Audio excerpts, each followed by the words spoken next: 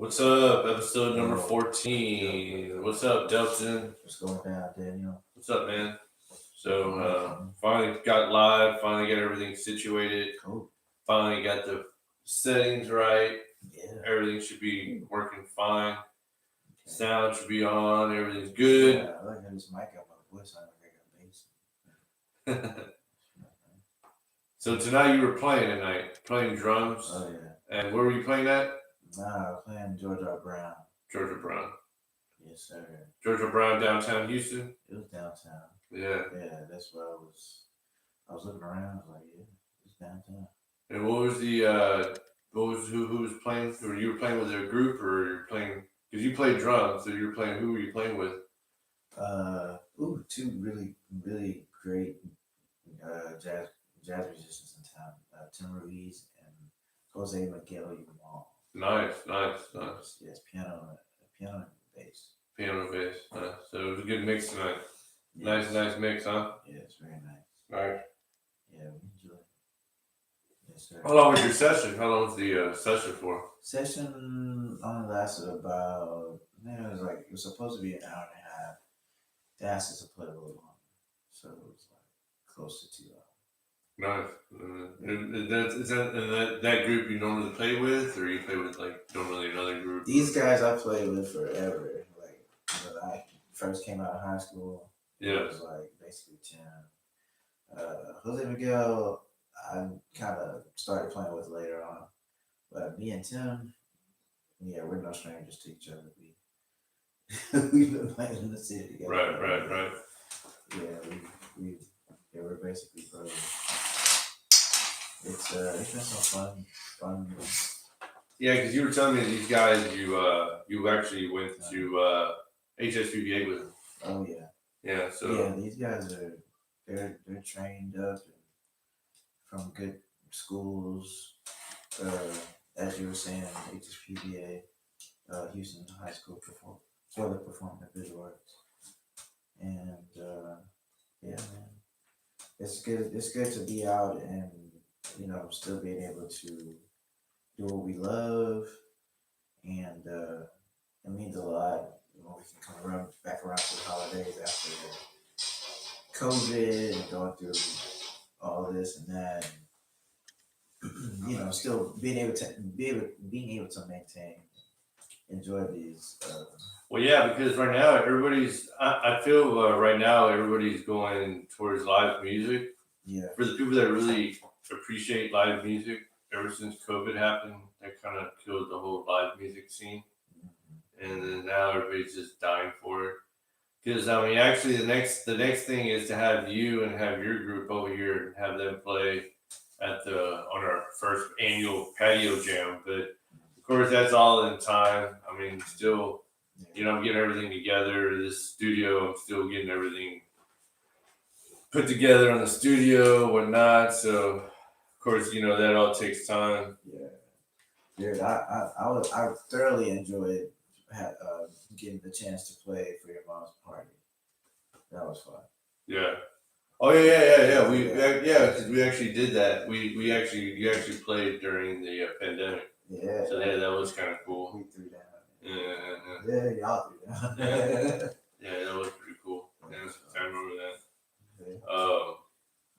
Yeah, and then the other thing was, I guess lately you've been picking up a lot of more sessions throughout the weekend, and then Thursday, Friday, Saturday you're pretty busy, playing the different gigs around Houston. Because you've been playing Avant-Garde. You played Avant-Garde on Friday with the Houston Ensemble, right?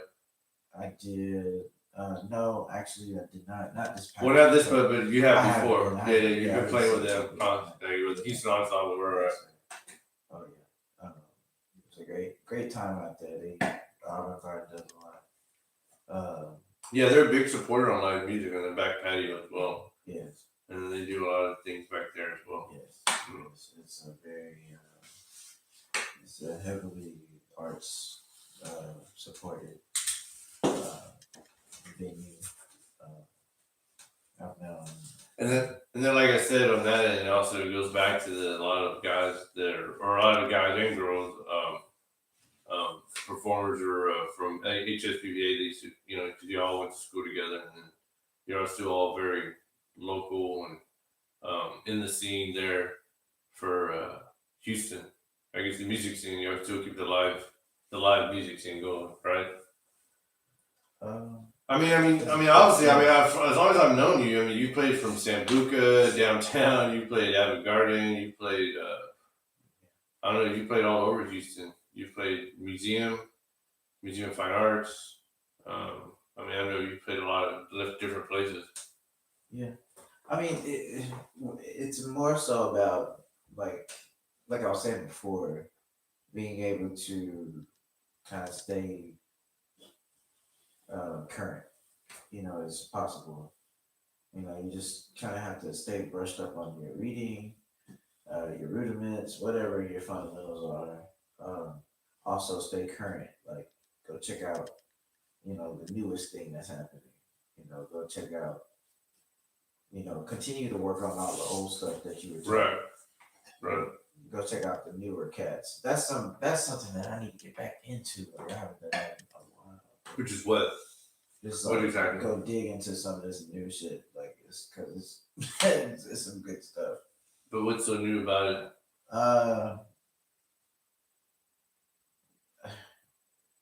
The approach. Like, yeah. Was it like the instruments you're using, or is it like? Not necessarily. It's like everything put together. It's not necessarily like a new style of this person singing or this person playing the keyboard or something like that. I don't know. But it's like the way everything comes together, and some of this new neo soul stuff is like really progressive to where it's almost getting into. It's almost like drum and bass from back in the days. Yeah. You know, it's got some of this cool ass neo soul shit. It's like mixed with jazz. It's like acid neo. You know, it's like drum and bass. It's bad. Yeah, it's killing. So that's the stuff that I've been gravitating towards. Right. You know, I like different. You know, they're called like interstellar, like outer planetary. I don't know, the experience of drumming or, you know, rhythms as a whole. Like, I want to hear something that is just like off the wall, you know. Yeah. And there's another drummer from Houston that is like that, who is probably the most creative, the innovator, as we call him, Daddy.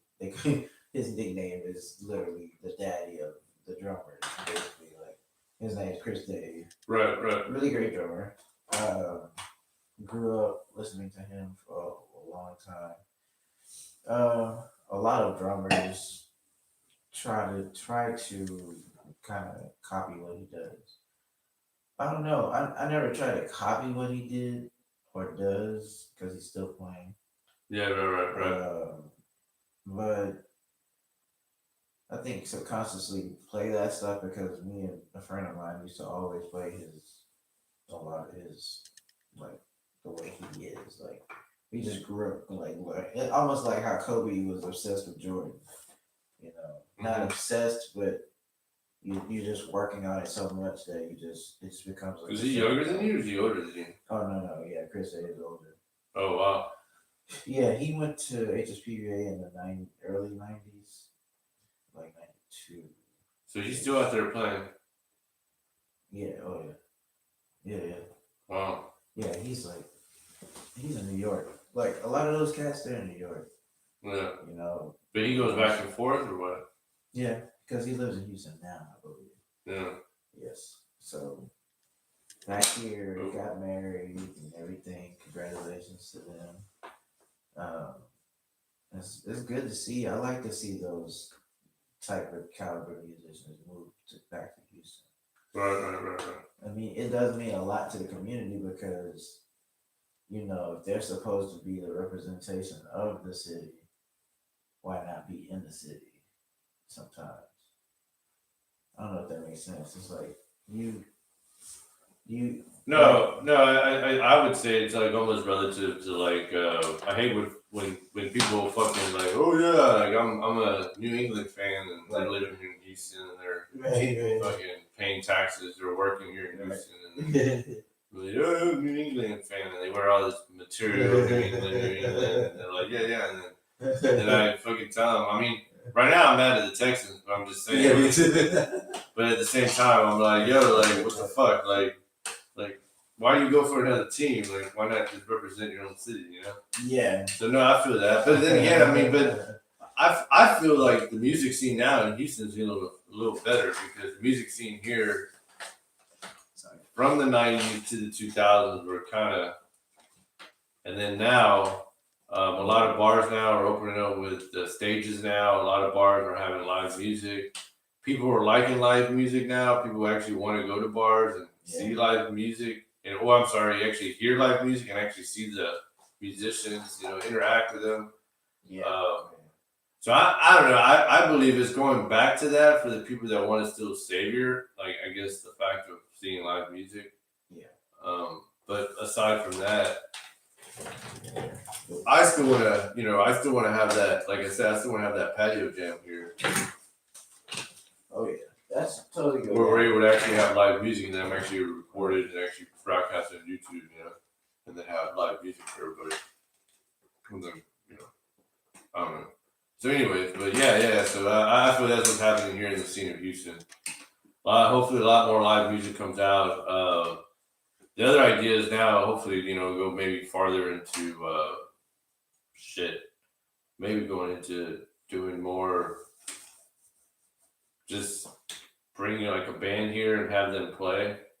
And that would be pretty cool, and just have constant patio jams. But then I have to get the sound hooked up and do all that. Yeah. And then I just have like a few guests watch there from the yard, and they, you know, we jam right here in the patio. Just like, you know, what we were talking about earlier, where you had came and you played for my mom, right. And then I played music on the side of it, and then you played along with it. And it sounded like live music. Mm-hmm. Or it actually was live. You playing the drums. Yeah, but it was badass. Yeah, it was fun. Yeah. And then, like, who was the saxophonist that you play with at? That would be Corey Wilson. Corey Wilson. Yeah, Corey Wilson's saxophonist, and he plays with Houston Ensemble. Yeah. And he's also another one I spoke with, and man, yeah, that music that night I heard, you know, when I heard him, I was like, oh wow, man. Like, you know, he's a great saxophonist. Yeah. They put it really on point, you know, when they're playing that music. Well, I mean, I guess, I mean, because it was like, they're ideally, Houston Ensemble is usually ideally jazz most of the time. Yeah. Or is it a variety of different styles or different genres? It's like different styles. Like a lot of time we try to throw in pretty much everything. Whatever has a groove that'll make somebody dance. Yeah. You know, initially, that's always my thought. I'm playing any song, you know, it can be like 20s jazz or something, you know, whatever. So, but all that stuff, that was danceable music. Right. You know, I don't know. I guess everything can't be danceable, like it shouldn't be. I don't agree to that. That's just right. That's just something people say to because they constantly want some kind of they're constantly lit. I guess you can use that word. It's like too elevated all the time. It's like want to dance all the time. It's like no, this is gonna be like a subtle like avant-garde type of thing. Check this out. Right. Yeah. You know, just change it up on them. You know, and you should be able to do that, like on pretty much any given gig. You know, anybody should be able to express themselves that way. But let's see. I'm trying to think. Yeah, go ahead. No, what you were saying about, you know, just like, you know, I guess everything you'll play also, you know. Yeah, no, it's cool because like I was saying again tonight, we played and we didn't know. I mean, none of us had been working on the music or anything, and we just played however much we could, and we had a DJ there too. Like the guy, he was soon as we stopped playing, he was like, "Check the holes with buzz." We were like, "Oh shit!" Yeah. You He took it off from that point, but you got it covered, bro. Yeah. You don't have to do much. Yeah, we don't do much. Man, Turner is cool, man. That's we have a good. I think he's cool. He's pretty funny guy too. Mayor Turner. He's usually at pretty much every function I play for. It seems like every private event I end up playing there in Houston. He's there. He's at everything. He gets around to Houston. So. Oh yeah, obviously, yeah. Sylvester Turner's obviously he used to be at all the gatherings, all the cool gatherings. Always, yeah, he's gonna be, and he has to represent right now. Yeah. He has to do, especially after. No, I don't want to go there right now. I was gonna say especially after Astroworld, but. Oh yeah, that was good. Yeah, it was. Yeah, I mean, you can't let them all. I think, I don't know. If I was in charge of something like that, personally, I would have to, I just have to make sure you cross your, you got, like they say, dot all your I's, and cross all your T's. So. Well, I mean, I was gonna bring it up, but I mean, what I just don't get is were they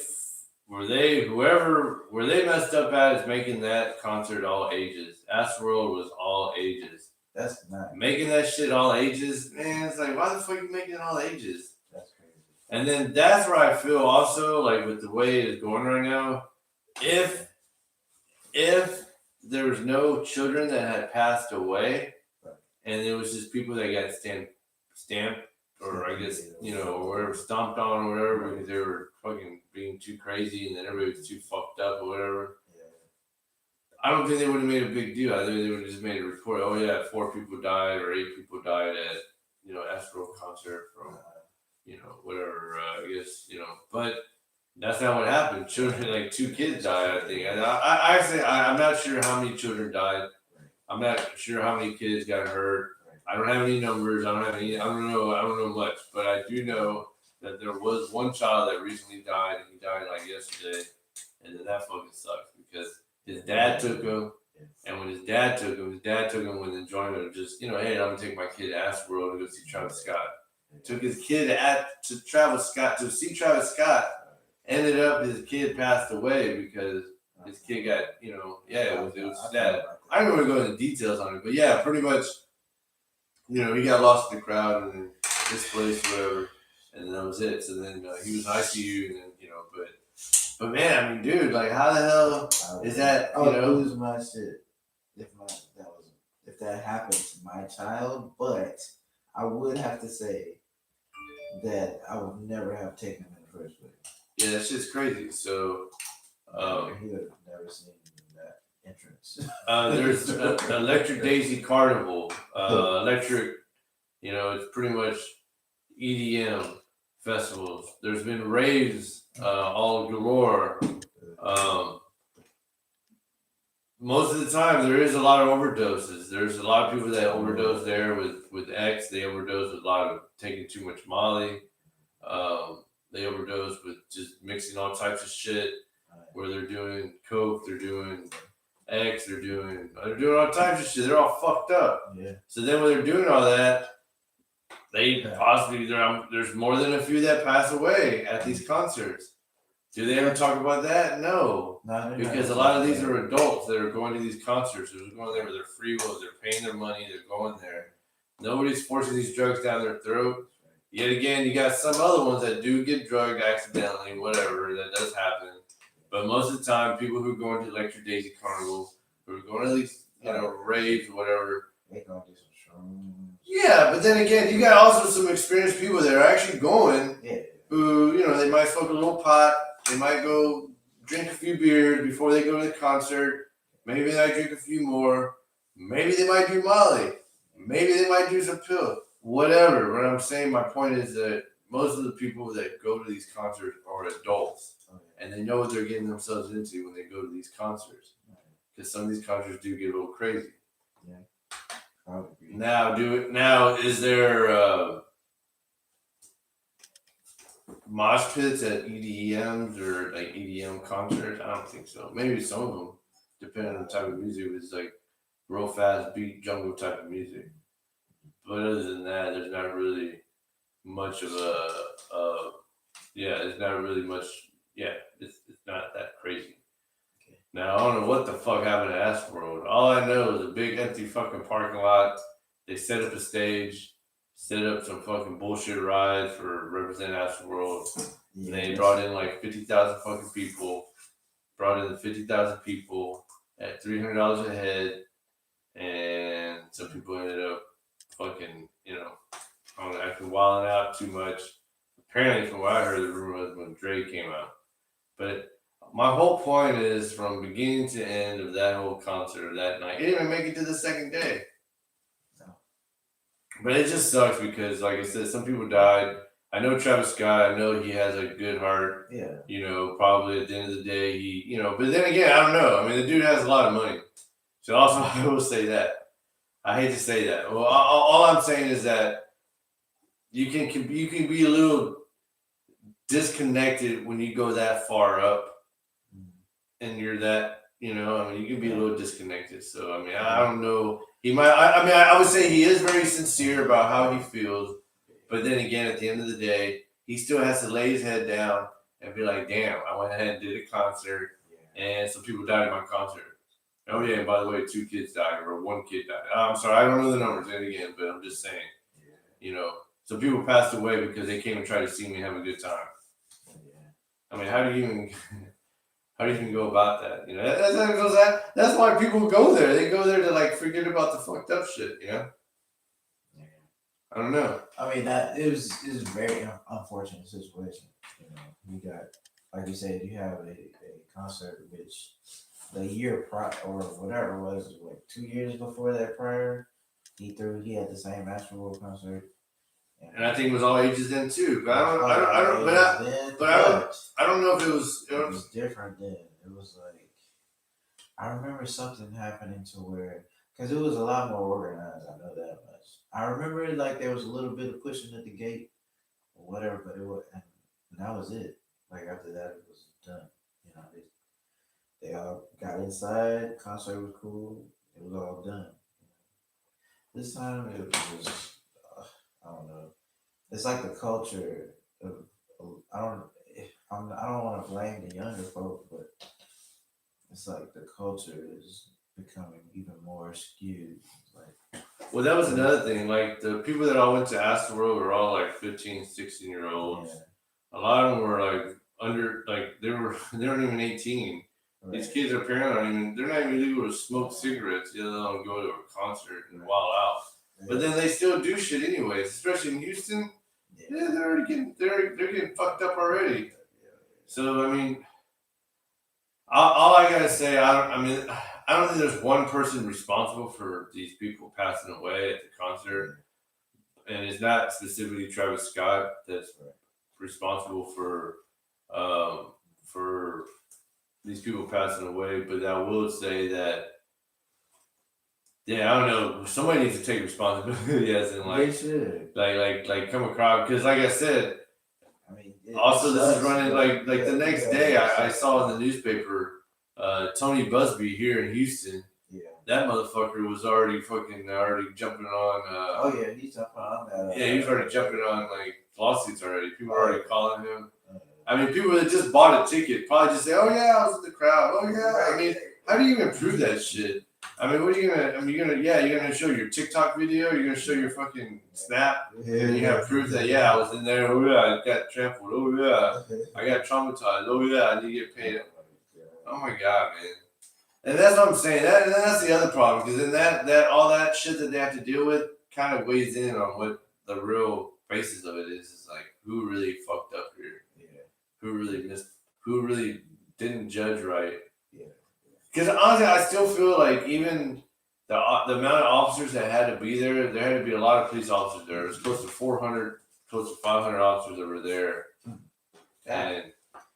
And from what even the 400 or 500, I'd rather have those 400 or 500 out patrolling the streets than being at a concert, to be honest. And a lot of these guys were rookies that were forced to have to work there.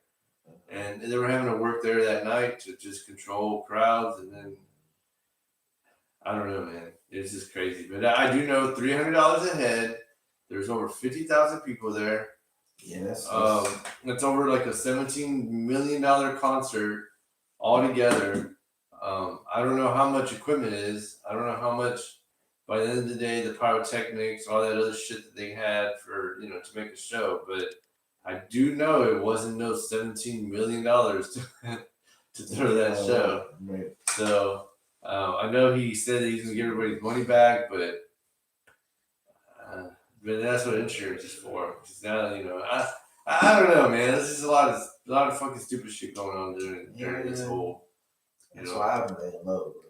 But like I said, it happened after the pandemic, and then I mean, like kind of the pandemic's kind of going settled now. Everybody's getting vaccinated, whatever, and then people are running to these fucking concerts. People just don't do it. But everybody's running to these concerts and getting all fucked up, and then like passing away. Yeah. And then they ended up and then it's just people that it's people's friends, it's people's brothers, sister, it's all it's sad. So I don't know. It just sucked because it had to be here in Houston, and then it was kind of close to home, so that was kind of sucky. That's just right up the street, so whatever, it's literally, so whatever. It happened already, I mean, hopefully, everything gets settled peacefully, which I doubt, but I do know that one of the kids did pass away recently, so. Yeah, he did. It was a young kid. Yeah. So. Oh, God. That's so unsettling. Well, my heart goes out to the parents. My heart goes out to Houston, just in general. Just like, well, then of course we just gotta do better. It's no excuse. And then Young Dolph. Yeah, I didn't know him, but I've heard him maybe on a few other tracks, whatever. But then I was, to be honest, then I started listening to it, and that shit's pretty fucking loud, isn't it? Oh yeah. Like his whole setup, like I believe what he did, his marketing, everything was just on point, man. Like his videos, his marketing, everything he did, what he rapped about, what he talked about, his beats. Yeah, I was very impressed, and then like from that, like I could see why he was very successful. But as in why somebody wanted to take him out, I have no fucking clue. I don't know that much about him, but yeah, I do know that he died in his own neighborhood though, and that's the neighborhood that he lives in. So that's kind of strange. So I don't know what the fuck happened there. I don't know. Shit, the other. I mean, I hate to say conspiracy theory. The only other theory I would say was shit, unless he maybe like had sex with somebody's sister or some shit like that, or I don't know, who knows, man. But that's just I don't know. This should be overboard nowadays. Yeah, man. I don't know. That dude. That dude definitely had a piece. I mean, that fool he spoke some shit. I don't know, but yeah. So that happened, and what else was like kind of entertaining one? Some other shit I was going over. But yeah, and then from that's been happening to then we have the Arbery trial. That's the Alabama trial. That's the guy that was running in the neighborhood, and then the two white men stopped him, and then they came out with their guns. They thought he was robbing a house that was being worked on, and then they shot him, or the son shot him, killed him. So then now they're on the stand, and then the son actually was on the stand today and said that he shot him because he was afraid for his life versus the other way. And so that's kind of up in the air right now to see what's really going to happen. So that's happening now. A lot of other crazy shit's happening. From I think it was also I was thinking Donald Trump is also that shit's happening too. The Q guy that he got put on I guess he got 3.5 years of time for doing that Capitol riot. But yeah, man. But yeah. Yeah. Nah, man. Well, we'll go ahead and end it now, though. So at least we got a little episode on. Yeah, that was A good. little something on.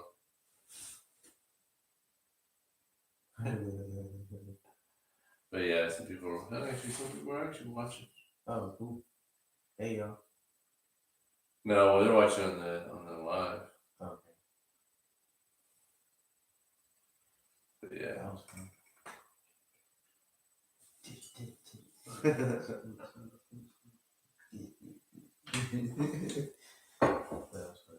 All right, man. Well, another reason I came on for episode 14 was just also talk about. I have a few other things coming on, which would be I'm trying to have this lawyer come on, DJ T Gray. Yeah. Trying to also bring back the comedians. Yeah. I'm trying to also bring a guy that was actually, I guess, kidnapped by the cartel, and I can interview him. I'm trying to set that shit up too. And he was actually kidnapped by a cartel in Mexico, and he survived it. And and he's a journalist, so he pretty much keeps up with a lot of things going on in Mexico with a lot of the cartels and a lot of things going on down there. So there's a lot going on. So hopefully all the time that's going to come up. I'm trying to bring on a friend named Hackett and his friend named Shelby. I'm trying to bring them on too. So see what happens there. But yeah, man. Well, thanks, man, for coming on, man. Yeah, thanks for at least just stepping on, man. I know it's a little late. We got on a little late, but it is what it is. It's all good. I enjoyed myself. I appreciate it. But yeah, they were saying PG-13 because I'm cussing. I can say what I want. It's my channel. Yeah. But yeah, man. Well, cool, man. Well, all right, man. All right, cool. All right, bro. Thanks, bro. You're welcome.